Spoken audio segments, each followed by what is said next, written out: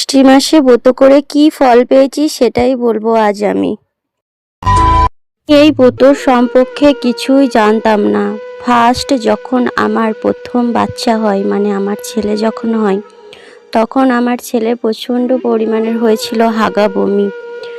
প্রত্যেকটা হসপিটালে ডাক্তারে জবাবদি দিয়েছিল, বলেছিল খুব ক্রিটিক্যাল সমস্যা। তখন আমি মা মঙ্গলচণ্ডীকে মনে মনে স্মরণ করলাম।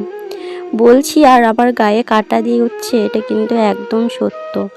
মা মঙ্গলচণ্ডীকে আমি মনে মনে স্মরণ করলাম আর মাকে আমি বললাম যে মা, তুমি আমার সন্তানকে আমার বুকে ফিরিয়ে দাও।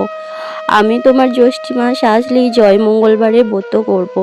আর আমি কিন্তু এই কথাটা বলার সঙ্গে সঙ্গেই 2-1 ঘন্টার মধ্যেই আমার ছেলের পায়খানা বমি একদম থেমে যায়।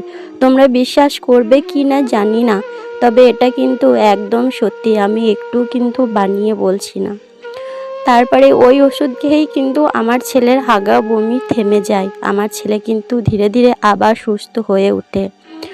আমি কেন জানি না, মাকে মন থেকে ডেকে কিন্তু আমি মায়ের ডাকে সাড়া পেয়েছি।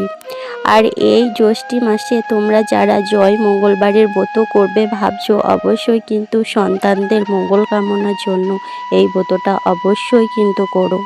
মাকে শুদ্ধ মনে শুদ্ধভাবে ডাকলে কিন্তু মা কিন্তু সবার ডাকে সাড়া দেয়। আর এই বাবাটা কিন্তু আমি এই মাটাকে পুজো দেবার পর বাবাটাকে পুজো দিয়েছিলাম। এই হচ্ছে আমাদের মা মঙ্গলচণ্ডী। মা মঙ্গলচণ্ডী সবার মঙ্গল করে।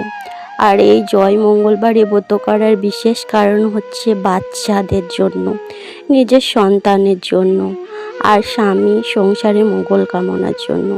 জয় মা মঙ্গলচণ্ডীর জয়।